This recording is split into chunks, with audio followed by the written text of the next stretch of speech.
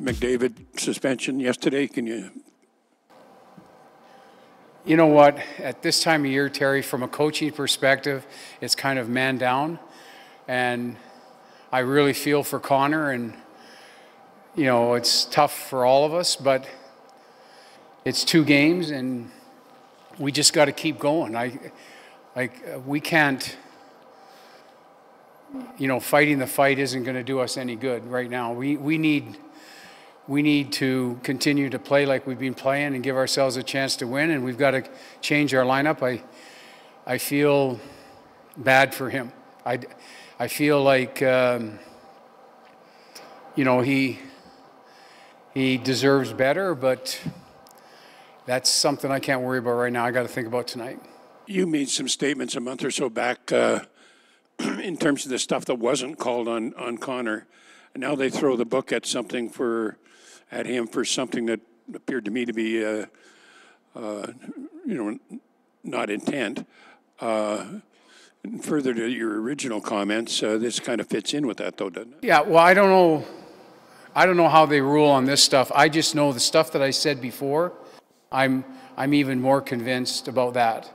Having spent another month watching it, and it's smart what teams do, and it won't change until they're called on it. And it's smart what they do. If I was coaching the opposition, I'd be doing exactly the same, picking them up early, picking them up without the puck. Don't let them get involved in the play. I'd be doing the same stuff, and hopefully I'm getting away with it. I feel the same way, and I feel the same comments that I made then. That's playing comments, and I feel that I feel strongly about that. But what goes on suspension-wise, I'm not even sure I know all the rules, to be honest with you, because I didn't know that there was no flexibility on this rule, and unfortunately we were paying the price for it. But as far as the playing stuff goes, I believe the penalty should be called that far away from the play, even though it is that far away from the play. I feel the same way. Ken, without Connor in the lineup, obviously everybody has to pick up a little bit more. Can there be a benefit to maybe just the thought process by other players that they're going to have to do a little more lifting, and can this maybe benefit even when Connor's back for guys to maybe take some more of this on themselves? Well, Ryan, we got to be careful here because we've been playing really well 8 of the last 9 games, but we've been maxing out.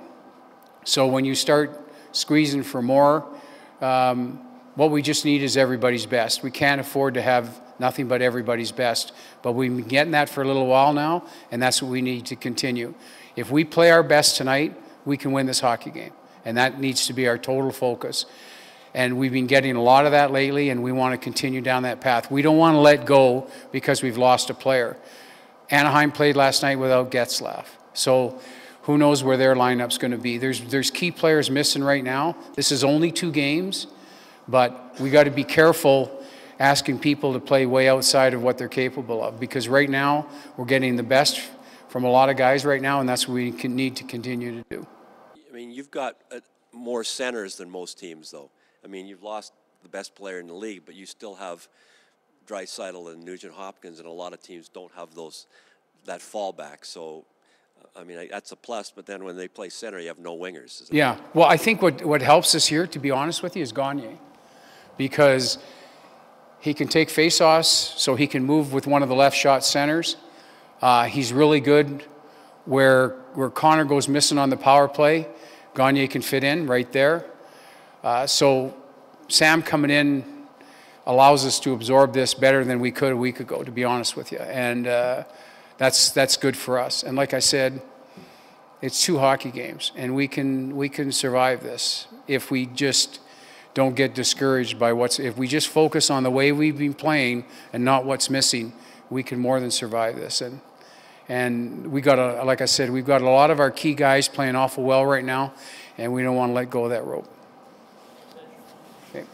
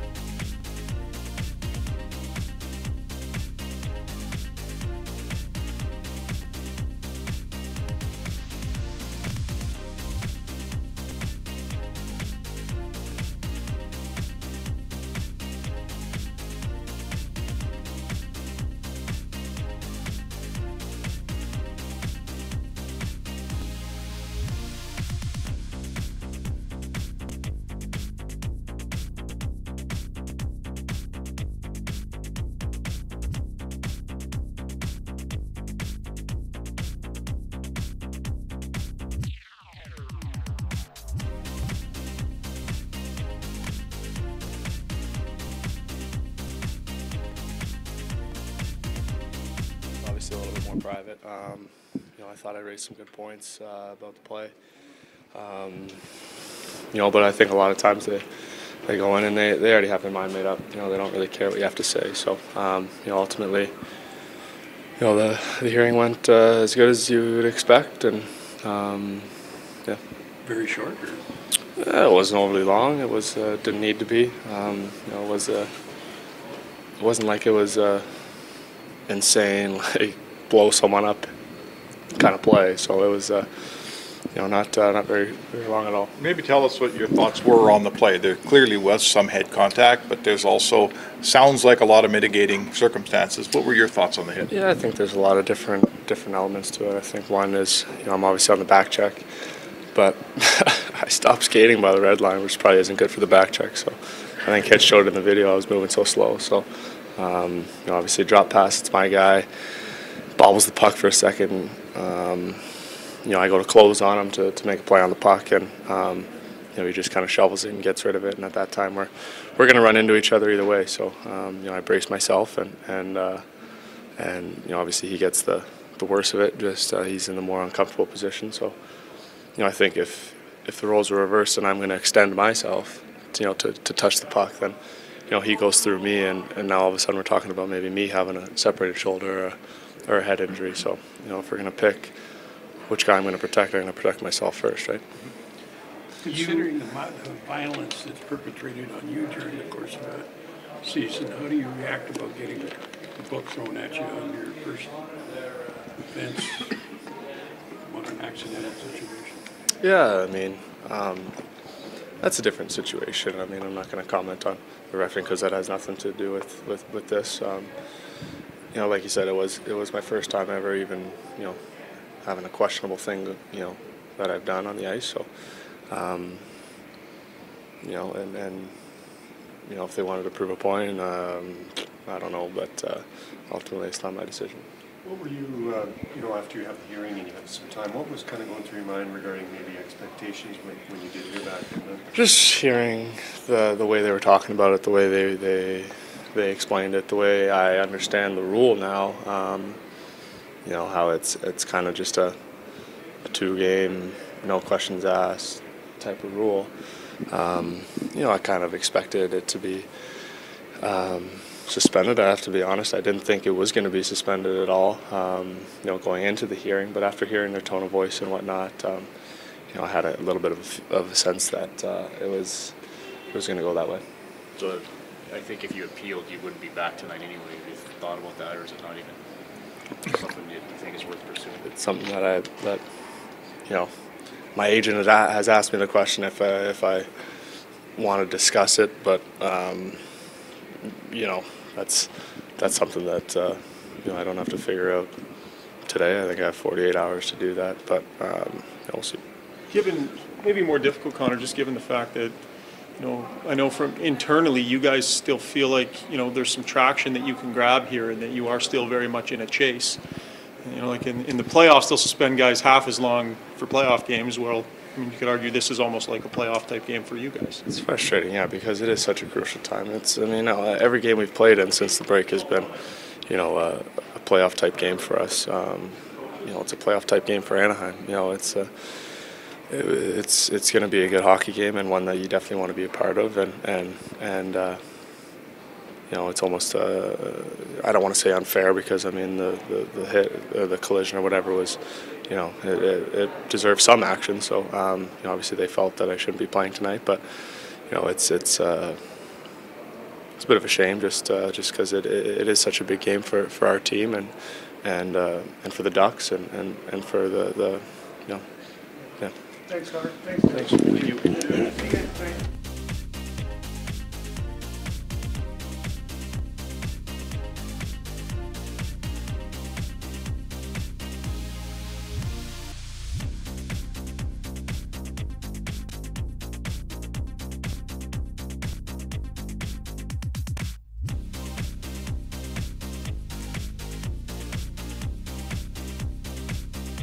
Comment. I don't want to get fined or anything, but it's tough. We obviously know how important this game is here tonight and every game throughout the rest of the year, but to lose our our best player in this important stretch. It's tough.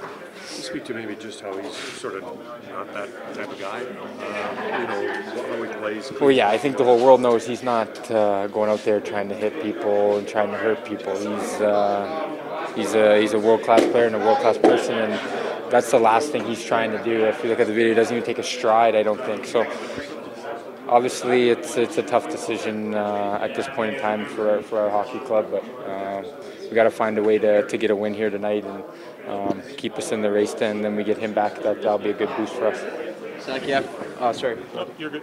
Zach, you have points in your first two games of this three-game homestand. You guys are about to embark on the longest road trip of the season. Just maybe talk about the importance of closing out tonight, hopefully with 2 points. Well, it's important, a divisional game. I think the standings say itself. It's a big game. It's going to be a playoff atmosphere kind of feel.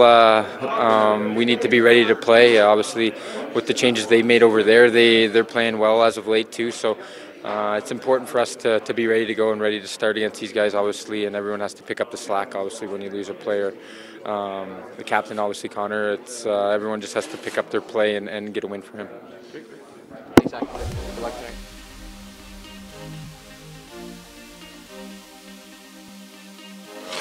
They obviously have a lot of those guys on that team, and it'll be a good match for us. Alex, sorry if you already mentioned it, but just maybe talk about the significance of losing Connor and what that does for the psyche of the rest of the team in terms of stepping up to the plate. Yeah, it's a tough one to swallow. Obviously, everyone's aware of how much he means to this team on the ice, but also in the locker room. He's a guy that brings a lot of energy throughout his play, and I think that's as far as I'm going to go into commenting on that. But obviously we'll miss him. I think it's on us here as players to. Everyone's going to have to share some of his minutes and do a good job, because we obviously need those points tonight. The team has picked up 3 or 4 points so far on this homestand. Just maybe talk about the importance of closing out this three-gamer with a W tonight before embarking on the longest road trip of the season. Yeah, well, our game has been much better as of late, and obviously we've played better at home. We've been able to bounce back from stuff that happens into games, which I thought we've had a hard time to do earlier in this season. So it's been good. That means our group is growing, and we're feeling confident in the stuff we do, and we're looking forward to keeping that going tonight. Now, did that growth start with the last road trip, the last three-game road trip last week, when the team felt like they were playing well but weren't getting the results? Yeah, that may have something to do with it. I think it takes time on a team to sometimes build up some of that foundation and trust in each other, and it obviously showed in our play last game. And at this time in the season, it's crucial that we have, that stuff part of our game. Thanks, Alex. The growth of this team, you guys have all been pretty cohesive in terms of you guys have been playing well for quite some time. Now the results are coming. Did that growth really start last week on the road trip? Yeah, for sure. I think we, the last 5 or 6 games we've played, we've played really good hockey, and we probably should have banked in a few more points than we have, but we're going to keep going. We're going to keep pushing, and we're not going to stop. So we have to make sure we keep building, and tonight is another chance for us to do so. It's the disappointment level after the league came down fairly hard on your captain. Yeah, I mean it's obviously hard, especially this time of year. We probably need him more than ever, and I think everyone sees it different. Obviously, it's not my call to make, but obviously we're very disappointed in that decision. It seems like if there's one guy that the league might want to give a break to, it might be the guy who does a lot for this league, and the first chance they get to stick it to him, they took it. Yeah, I mean, again, it's not really my my place to comment on it, but it's I think everyone knows he's the last guy that plays that way, and things like that happen in hockey. Hockey is a physical sport, so I think it's a little too much for my liking. So, but you know, again, we have to play without him. We have to win without him. So we're gonna have to need everyone tonight, and everyone needs to step up. Leon, speaking of wins, just maybe talk about the importance of closing out this 3-game homestand with picking up points in a third straight game before embarking on your longest road trip of the season. Yeah, it'd be huge. Obviously, you know, they've been playing a lot better lately. You know, I think they're better defensively. So we have to make sure we're ready to go, and you know, it's going to be a tight, you know, physical game. It always is against these guys, and yeah, we have to make sure we're ready to go. Great. Thanks, Leon. Thanks for coming back.